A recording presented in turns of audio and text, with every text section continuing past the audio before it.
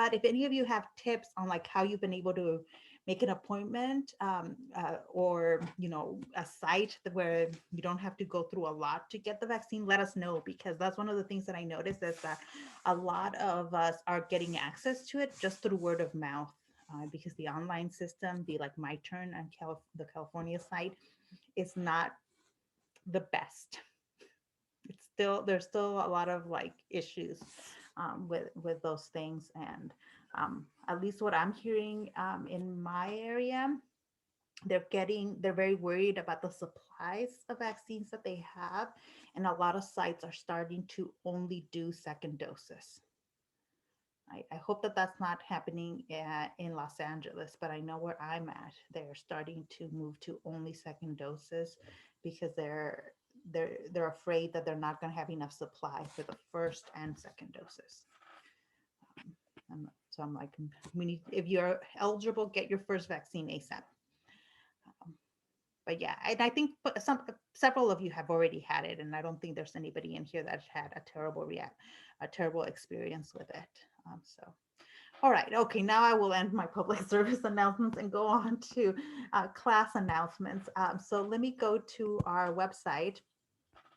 This week you have the Weinberg discussion. Only one person's done it so far, but you can now, all of you can now do it. I think some of you do leave it just for Sunday, but if you want to get something out of your to-do list, because I know some of you are getting, things are getting heavier. You should be doing midterms. Midterms are and papers are getting to be due, so that is one thing that you can get out of the way.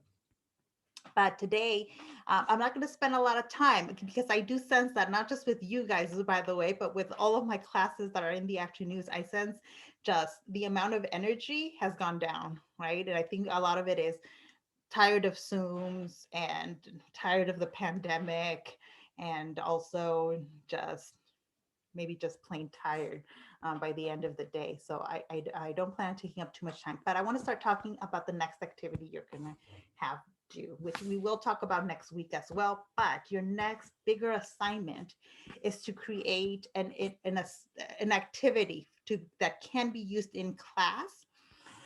It's meant to be used, I want to, for a K to 12 classroom, to help students learn to evaluate online sources. So this is a media literacy activity, right? You can choose though what specific grade level you want within that K through 12. So if you're thinking, I'd like to teach older students, then definitely pick a grade for older students. But if you already know that you want to teach younger students, pick something that you're interested in. You can also pick what history course you design the activity for. So it can be US history, it can be world history, it could be more specific, it could be California history. If you want to design something for an AP US history or AP world history, that you can do that as well, right? For those of you that are not going to be teaching, you're not going to be in a K through 12 classroom, then one of the things that you and I can talk about is whether we can design these activities more around like college level.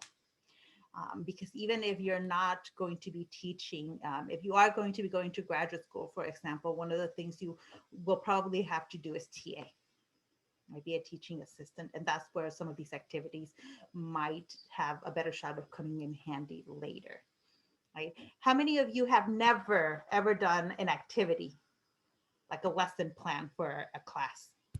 Whether you used it or not, how many of you have never done any kind of lesson planning? Let's check the chat. Lesson plans are very hard. Okay, hold on. I'm like, you can always put it in the chat, Arturo, for children, and that's okay. All right, let me see over here. So nobody has ever not done a lesson plan or an activity kind of situation.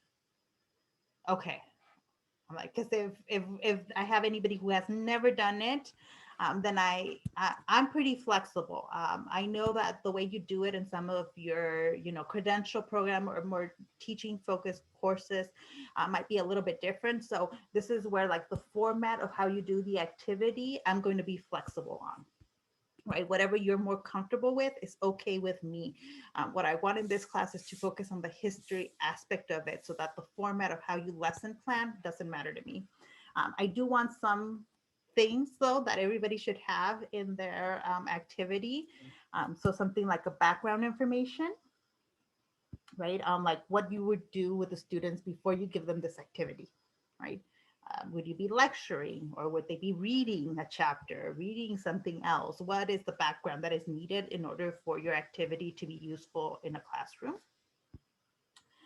If you can come up with some learning expectations, that's a require. I mean, you have to. You're going to have to come up with what are students supposed to get? What will they learn? Skills or content knowledge. What do they get out of this activity? And how can we measure? How can we measure whether those objectives, those expectations were met? Right? Are they going to be tested? Is there a quiz? How, how is the, or is the activity going to be graded, or is it something that's just going to be in class? Just, how we're going to know that these expectations have been met. Also, practically a list of materials. Is it going to be a handout? If I want to implement your activity, do I need to go out and buy balloons? What do I need for this activity? And then in the activity itself, to have it in order, right? So that there's a sequence. First, this will be handed out, students will be asked to do this, that kind of thing. How you choose to organize that, though, is up to you. Again, because I know some of you, because you all have experience doing some of this, then whatever format is easiest or you're more comfortable with is up to you. Right? What I will be looking for when I grade this is that you are specific enough, right? That your activity can be implemented. Right? Can I hand this to a teacher and it be usable? Right? And that it that it sets some learning, that it can be used to learn, right? And that it also involves some student engagement, right? So ideally in this activity, it's not just a lecturing activity, right? You're not just lecturing on it. It should involve some student engagement, right? And it should be appropriate for the grade level. That so you're going to decide what that grade level is, but it should be appropriate. Right? Losing points would be like if it's not a specific enough activity, or if one of the major components is weak, and then anything lower than that is missing things that are missing, or really maybe just too basic. Then that would involve a C or lower. But does that make sense? Or any questions, comments on what you'll have to do for next week? I'll put this up.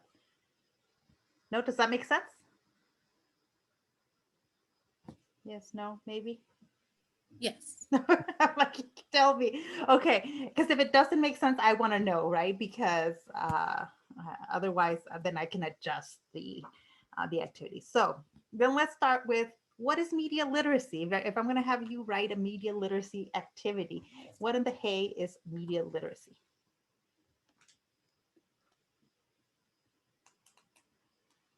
Are you all like, you tell us? Oh, I thought you were gonna tell us. No, I'm waiting for you all. What if I say that, or even if you don't know, what comes to mind when I say media literacy? Reading something Okay. from The literacy aspect of it. The Yitzhak Press. Okay. Yeah, all of these elements go in there. Ha, okay, excellent. I love it when there's not a clear answer. This is what we're going to do then. I'm going to put you in groups. Let me see how many of you there are in there. 1, 2, 3. Okay, I'm going to put you in groups. And what I'm going to do is I'm going to have us look it up. That's on purpose. I'm going to have you actually look up the definition instead of just giving you a definition, because the looking up portion has to do with media literacy. All right, we'll come back and talk about it. So I'm going to give you like 5 to 10 minutes to look up and find a definition of media literacy. I'm putting you into groups because I know some of you are like on your phone and you can't look it up. And so pick somebody in the group who is going to be like the computer person, who's going to share their screen and who is going to look up these definitions. Somebody in the group to write down a definition of media literacy. You don't have to take whatever you find on the internet of it. You can, you know, pick and choose from the different definitions you might find already available online.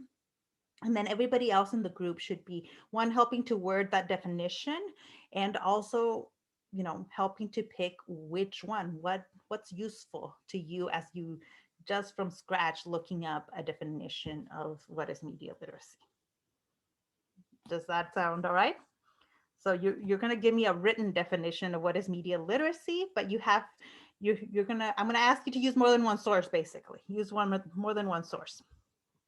Okay, so let me put you into these breakout rooms. And then I'll come in and like basically Zoom bomb you. All right, here we go. So 5 to 10 minutes.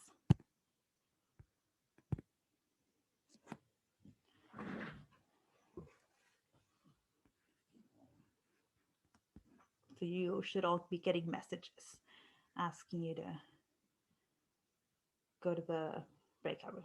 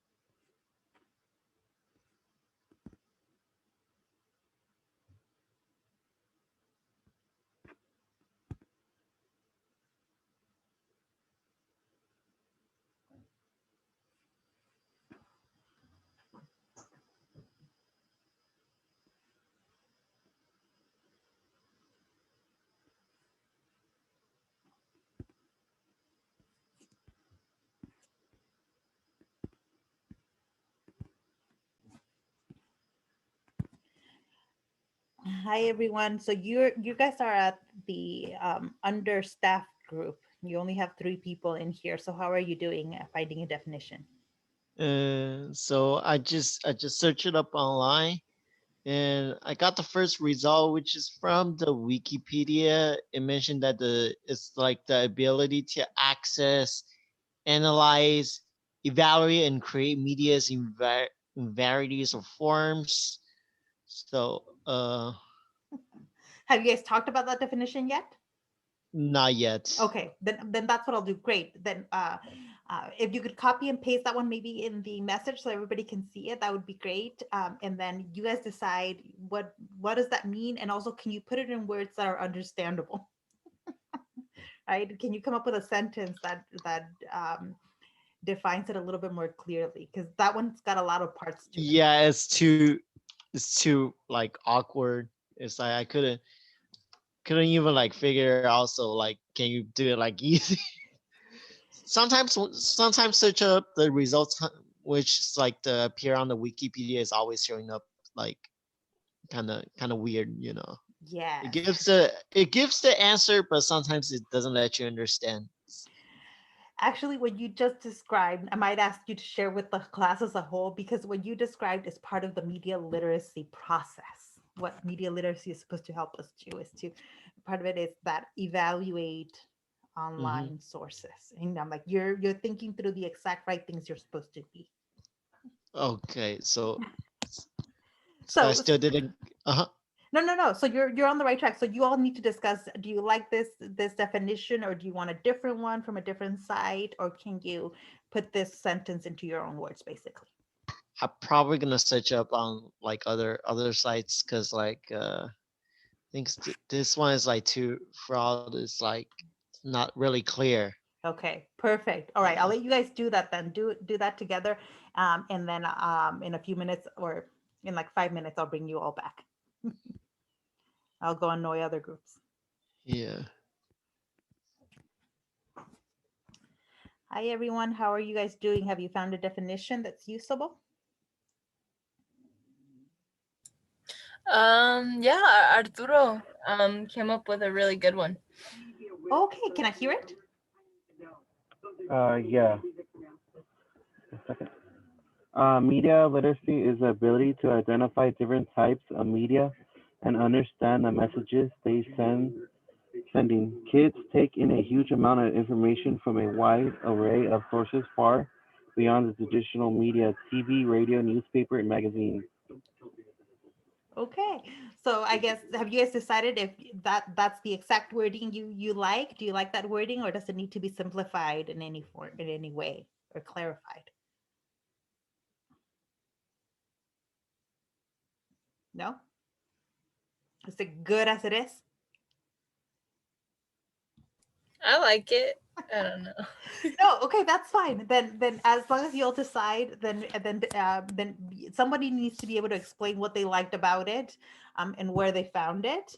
So I'll give everybody a few more minutes to come up with those answers. And I need to check up on 2 more groups before I bring you guys to the back in. So I'll let you guys go or figure that out, and I will go bug another group. So would it be like preparing students to analyze them? I'm going to try to write the definition. That sounds right. All right. So you guys found a definition, and you're going to put it in your own words. Yeah, we found Yes. a couple websites, and so we're now just trying to like compile it into one definition. Perfect. And that's what I want. I'm like, put it, because some of these definitions are kind of very wordy or way Yeah. too complicated. So if you can just simplify it in a nice, easy. Oh, doggy. That's a great way to distract me. Dog. Are you media literate, buddy? Yeah. Her name is Penny. Oh, Penny. Oh, I love that name. She's a golden retriever Labrador. Oh, they're so smart and She's a energetic. little bit dumb. She's really needy. Oh, I'm like, my dogs are not being needy right now, but usually that's what my one girl does. Okay. And look, she's the boss. Okay. She's like, it's not time for class. You've been sitting on the computer too long. Can we please go play? She's going back to my sister's room. Okay, so come up with that one, and then somebody needs to be able to explain, how you decided on your definition, what sources you used. Once we come back with the whole group, I just need to check up on one more group, and then I'll bring you out of the breakout rooms. Okay. So let me go annoy the last group. That's my. To have the entire motion read out loud, and everyone was like, oh no, what a waste of time and all that. It's like, no, because if you don't and you allow that to just be cycled in Like no one will ever know the content of the message. It'll just get hammered through the Senate. Yeah. Yes, they're talking politics.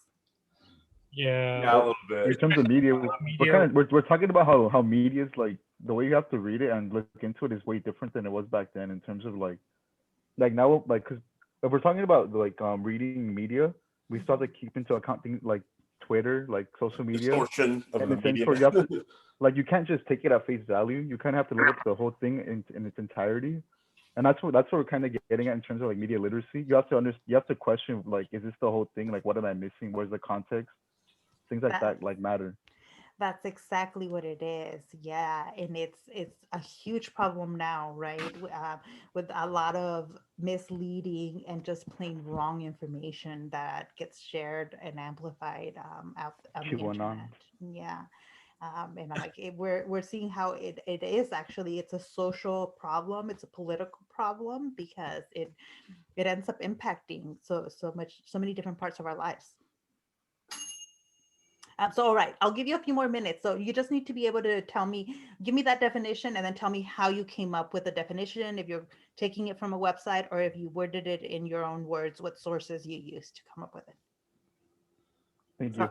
We're going to give you one more minute and then I'll bring everybody out of the breakout rooms. All right. Thank you, Professor. Do I go back?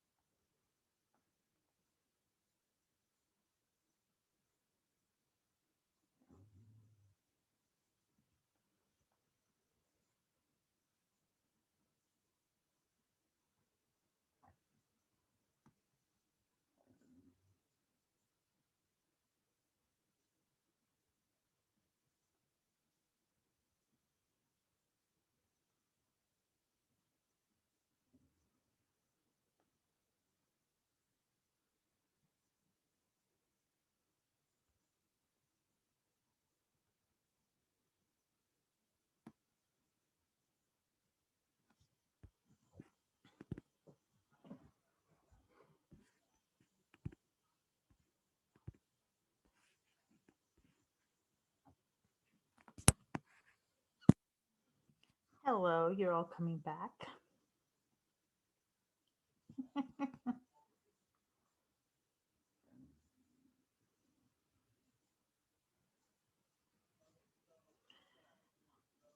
Are you all checking your phones while I sent you into the breakout rooms?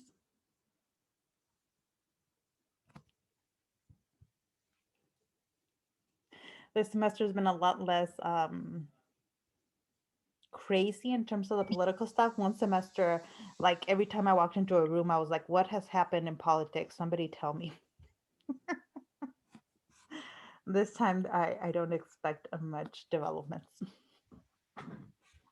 Oh, group 2, breakout room number 2 is still all in there.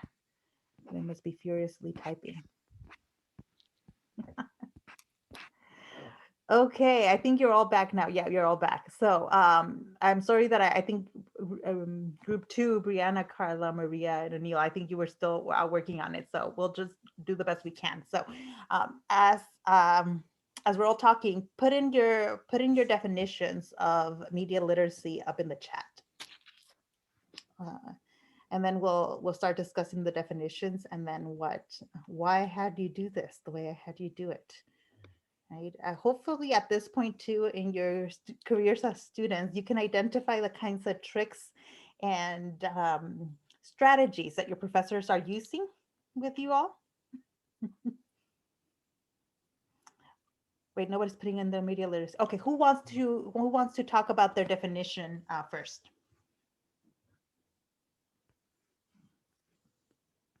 Oh, breakout room 1 could. I'm sorry, I was typing it. I forgot to type it. That's all right. So tell us what's your definition did you come up with? So we came up with media literacy is the ability to access, analyze, and evaluate the many complex messages presented through mass communication. And when we mean mass communication, we mean media. Yeah. So did you copy and paste that definition? Did you cobble it together from different sources? What did you use to? A lot of the definitions that we're finding were pretty much saying the same thing, but the one that worded it the best, well, I felt is this UConn. So like University of Connecticut has like a little slideshow or something like that on it. So okay. And did you pick that one because it was you thought the best worded one, or did anything else play into it in terms of where you chose the definition from? I mean, we saw a lot of definitions that kind of said the same thing. A lot of things were missing. And then while we were doing that, I mean, what we're doing is media literacy because we're like looking through everything. I think that's what the point of this like activity was. So when we were doing it, like we were just looking through it and then we came up with this. And then we started going into politics, which like kind of went off on that. But that's exactly where like the next step basically is. So that sounds perfect to me. All right. Who wants to go next in terms of talking about their definition?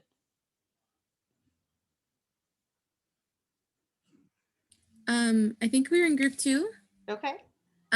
So we kind of put our definition a little bit more aimed like in preparation for the assignment that we were going to do. That's how we kind of thought of it. So our definition was like media literacy is preparing students to analyze different types of media, what the author's purpose and the media outlet's intents are, and to draw the underlying message that the media is trying to convey. So one website that we got this like idea from was this website called commonsensemedia.org. And what I liked about this one was that it kind of gave a list, a really good list of, it says, here are key questions to ask when teaching kids media literacy. So it almost read like a primary source analysis, how it wants students to think about media, you know, who created it, why did they make it, who is it for, what details are left out, if any, and what did it make you feel? So that's what I really liked about this website. It kind of broke it down like a very familiar process. Yeah, okay, very good. Who's next? 2 more groups.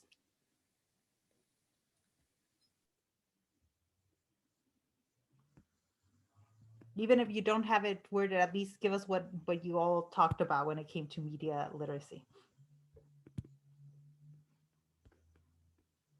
Let's see. People that were in room 3 were Abigail, Arturo, Ryan, and Yitzhak. One of you, tell us what definition you came up with.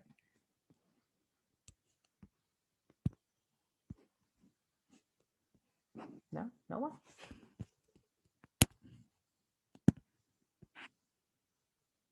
All right, who was the other group then? I give it a shot. Okay, tell us, what was your definition? So it's actually not mine because mine was like search it up on the Wikipedia, but I think somebody simplified this one for me. I think it's Jesus, yeah. So it's like the ability to identify different types of media and the message they're sending, basically. So basically, isn't that all like media counted? Yeah. So that includes like as long as anything that's like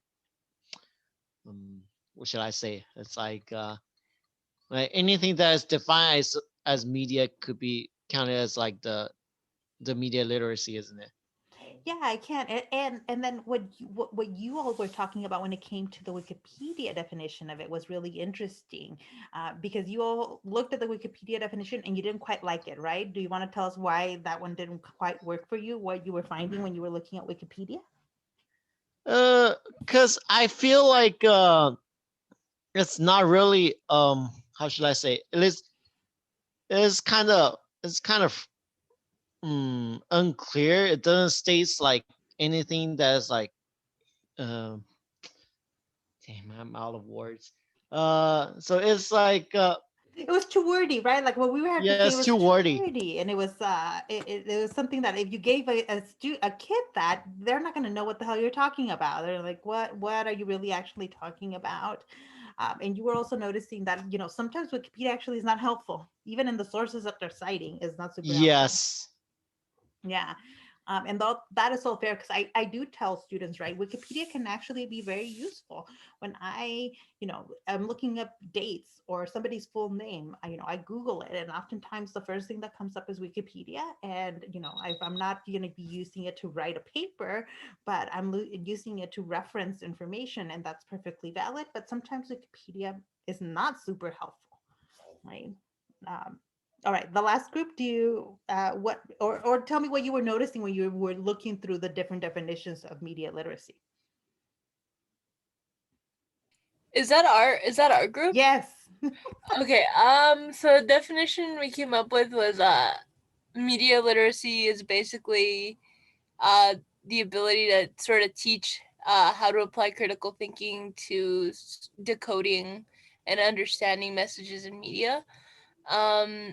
And what we noticed when looking through the different definitions was that one site specifically noted that this is like a 21st century skill, and that like it's really important, especially for kids today, since they're like bombarded with a bunch of media like basically everywhere they go. So more than ever, it's like critical to really implement that in schools. Yeah, and actually several of you in the groups when I popped in talked about that, about how much more important it is today than ever before. It's always kind of been an issue, right? Like even when we were looking at newspapers only. We didn't have television or other sources. It's still important to try to gauge, okay, which newspaper do I want to read from? Which newspaper can I get the best information from? That's also media literacy, right? Because it's pertaining to media. But the internet has created an explosion of different sources. Just by virtue of being online, we are all have access to it and have to do some level of media literacy, right? We have to be able to judge what we trust, what we don't, and the different biases different sources online have, right? And so when as this has become more of an issue, right, of like, okay, people are not trusting good qualified information, right, that they're trusting things that are selling lies or are selling conspiracy theories, right, that it's become very clear that it's a problem, right? Why is it a problem that people will believe conspiracy theories and trust lies?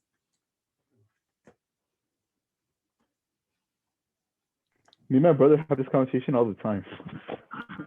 In a Yeah. sense where, well, I feel we think that people get into conspiracy theories because we think they want to be in on something that other people aren't. Like they want to know something that other people don't. And I think, and I don't think that's necessarily a bad thing, but I think it's dangerous when that's all you want.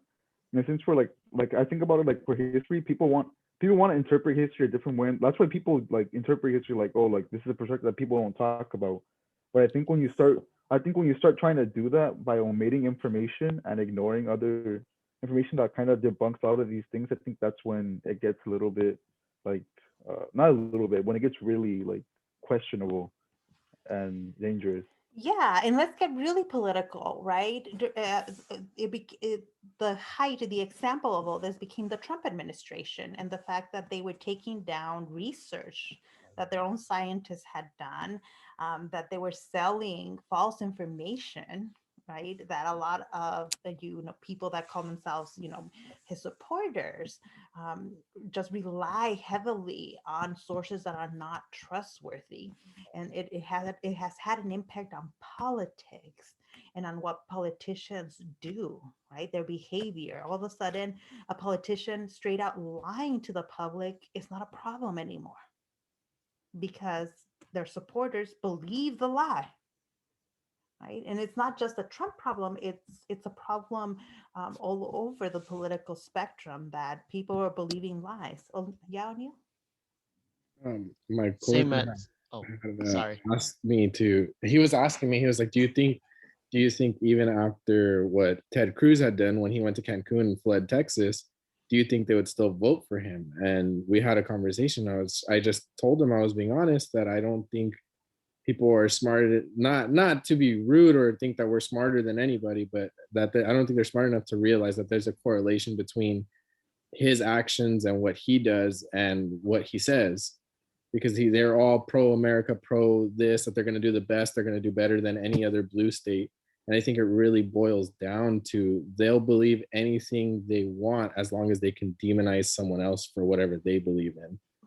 And I think it happens on both sides, where you can demonize the left or the right, and then you'll believe whatever source you want, is whatever source you want. And then there's the people who just take it too far into the conspiratorial, section of it, where they think, well, I don't sit left or right, I want to sit on the outside and think I'm not maybe necessarily better, but I have a better understanding of the world because I don't look at the same sources as these people. I look at, the independent sources that are just really making stuff up as they go along. The whole QAnon thing was just, evidence that people will believe absolutely anything from anywhere and not even have a the anchor in reality, where they were saying like Trump was going to deliver them to this new, that he was in on all of it and he would still be declared president. And just the absolute denial of reality that was that whole month of January was actually astounding. Yeah, that people still believe that this month he will be inaugurated. Today. Today? Yeah, because the president used to be inaugurated on March 4th, and they believe that like Trump's gonna get inaugurated today. Yeah, but It's Jack, not happening, but they're still gonna believe it. Yeah, Jack, what were you gonna add? I interrupted you. And so it's like, yeah, some people are just too stubborn, especially. So I'm from China, and then after like I was back into China like after like 2016, and then I was talking about like a lot of things that the Chinese history book that has never been told, especially about the Cultural Revolution, because like in my I can still remember in my middle school, it's only one short paragraph about the Cultural Revolution, doesn't mention anything about it. So I was like talking a lot about like how a lot of things, and then like people are like not believing it. They're like, and same as the picture I'm showing on in my Zoom right now, it's like there's still a lot of people saying, oh, it's a lie. It's like American people trying to blame the Chinese, so they use this as a proof. I'm like, no, it's actually happening before. And same was like the things happened like on 2019, which is like 30 years right after the Tiananmen Square. It's like the protesting in Hong Kong. And then like I know some violence happened, but like when I talk about like some of them are actually peaceful, right? No, they are just a whole bunch of thugs. That's what they say in China. I'm like, man, you need to use a VPN to go outside of the Chinese internet. Yeah, right. And so there we have a clear example of what happens when the information that people consume is so tightly regulated, when certain things are illegal, right? Where it's illegal to access certain websites, it's illegal to, like with Tiananmen Square, to talk about Tiananmen Square at all, and talk about the innocent protesters and how they were killed by the government, right? And that it's a form of propaganda that allows certain regimes to continue to hold control, right? And in a democracy, false information and people believing false information at such a level as we're seeing is a problem, because democracies count on an educated citizenry, right? If the people voting aren't educated, they're likely to make bad decisions, or we believe that they're more likely to make bad decisions that affect everyone, right? Like if people don't believe the information, then we're not going to be able to enact policy to address certain issues or to fix things, right? Democracies really do depend on people being educated and having access to good, reliable information. And what we're seeing is that although there is good information out there, that it's the lies and the conspiracies and like just this really weird stuff that even educated people are buying into. They're believing and they're basing their votes and the decisions they're making in their lives and in the lives of other people. They're using it to in a way that affects all of us, right? So it's a big topic within education, right? How can we make sure that the next generation is better prepared for all the information and media that is out there? How can we get them to better analyze that, right? And for a lot of historians, a lot of history teachers, we believe that we have been doing that, but that also we are better prepared than most other disciplines to teach people how to evaluate and analyze what they're finding online. What do you think? Do you think history is the right class to add a lot of media literacy elements? Do we already do it, or do we not do enough of it? I'd agree that we do it. Maybe we don't connect it to like what's happening now. Maybe that's more of like a poli sci class, but we definitely we teach the skill and we use the skill a lot, because that's all we do is analyze media and like come up with our own little theses. Yeah, in a way, it's at its very basic level, the whole analyzing media, we do it, right? Because we use paper media, right? Usually written sources, but images, all kinds of sources. And our job is to analyze them to detect bias, right? That's what we're all trained to look at sources and to detect, okay, what in here can I trust? What's a little bit more iffy? What do I need to ignore, right? Those are all source analysis skills. Are there some limits to that though? Can those skills that we teach in history be automatically applied to like the online space? What do you think? I think it gets muddier when you have the online space because um, it's just so easy for literally anybody to post to forums or to find I constantly come across like quotes that string back to like someone's referencing something and it strings back to a random forum post that someone's quoting, but it's in an article, like it's real fact, but their information doesn't come from anywhere else but that quote. And I feel like when children come across stuff like that, they won't be able to make that connection that this is just a random person who could just be talking out of their ass for all we know. Like, Yeah. and it's also hard. I think also what we talked about in our group was finding out what the media outlet, who owns the media outlets that we're looking at, and what they gain by pushing a certain narrative. So this is the complicated thing for us as historians, yeah, that we already do a lot of teaching about analyzing sources, but that the online space does require different sets of skills to be able to do, right? So I did what I expected people to do, which was Google Media Literacy, right? So let's go with like some of these first ones, right? Because you look at them, and the first one's from Common Sense Media. Media Literacy Now, but then Wikipedia. So that one, some of you automatically went to that one because you know what Wikipedia is. Even though it's publicly sourced information, it still has a level of trust with it. right? I liked that some of you all actually found an EDU source, a source from coming from a university, because that's what we tell students.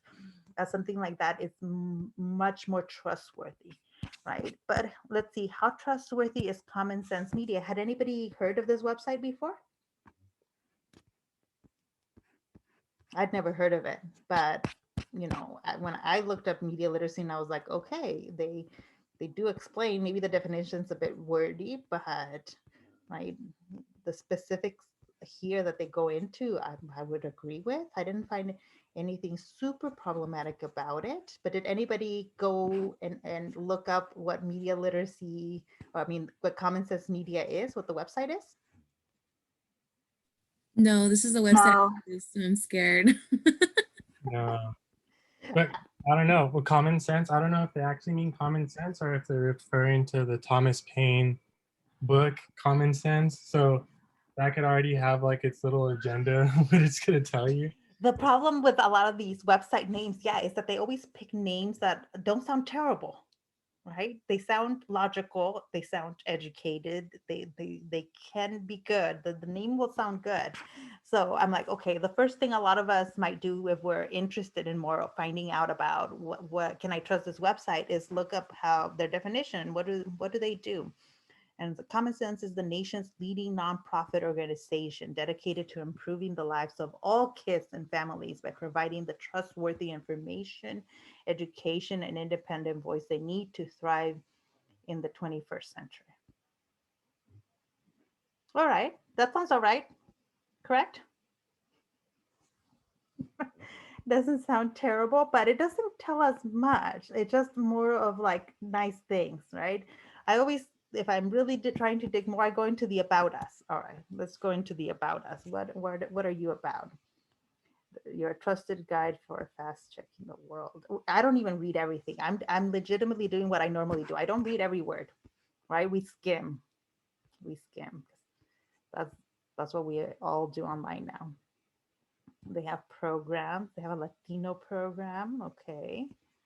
Digital citizenship program. On the surface, this looks good. No? Oh, but look, they actually have meet our team, who the board of directors and the board of advisors. Let me look at their board of advisors. Sometimes you can tell based on the names if there's a political agenda in them. Okay, they've got a giant board of advisors.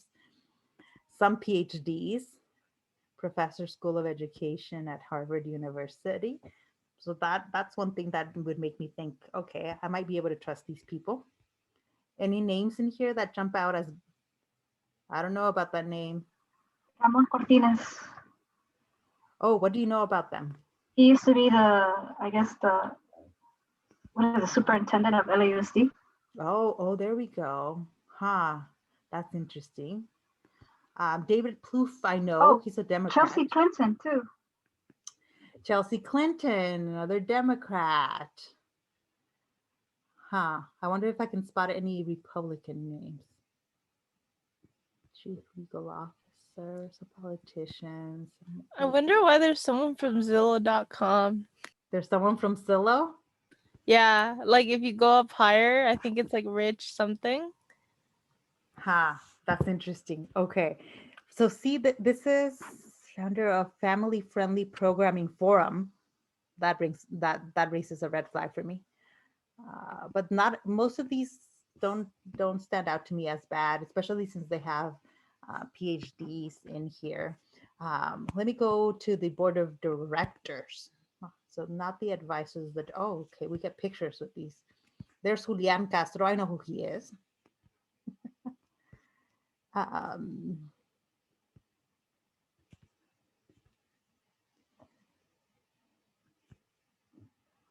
Goldman Sachs and Co. I am like, I know that too. So in this kind of some of this Goldman Sachs, some of these business people don't necessarily to me come. I'm like, why in Julian Castro and some of these people are in the same thing? All right. So what do you think? Can we trust this website?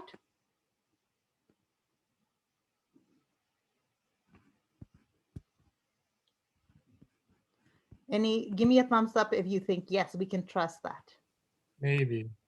That wouldn't be the only website I would look at though. That was my instinct too. Anybody says no, I would not trust it. I wouldn't even, that's enough. What I've seen enough to ignore it. Give me a wave if you've seen enough to ignore this website. Okay, so the rest of us are in the maybe, maybe not. What would we need to know for sure whether we can trust it or not? I know what I would want. Even though I recognize some of the names, I'm like, with politicians, you just never know. These people sometimes sell their services to anyone who pays them. I would want to know where this foundation gets their money. Right? They have a place to donate, but I am sure they're not getting their money, their big bucks from donors. I would want to know who's funding them. How do we know who's funding them though? It's They're a Zillow. nonprofit, so it's actually public information. You can look it up. Yeah, so we'd be able to look that up. How many of you know how to look up nonprofit, the information for nonprofits? I do. I don't have to do it often, but yeah, I've done it But before. you've done it. Anybody else? No, I don't know. Actually, I actually don't know either. So I would be like, Their Derek, help us. salaries are also disclosed too, which is kind of interesting. Whenever you do that, and you look up like, oh, okay, director or whatever, it'll tell you how much they make a year. And sometimes it'll surprise you again, like if it's a bigger think tank and you're like, oh, okay, this seems trustworthy. And in reality, it's like a front for, again, they're either their political organization or it's a means of them gathering support. And you'll realize like, oh, okay, this director of this seemingly, nonchalant nonprofit makes $680,000 a year. Why is that? Yeah, and this is why like donating money is so tricky, because a lot of times organizations look really great and then they're actually, the money you donate is primarily going to pay people's salaries rather than to actually help whatever costs they are saying that their existence is around. Yeah. But do you notice here, one of the main problems with media literacy and really being able to figure out what sources you can trust and not trust, and analyzing them, is that it requires work. It requires way more work than most of us are willing to put in.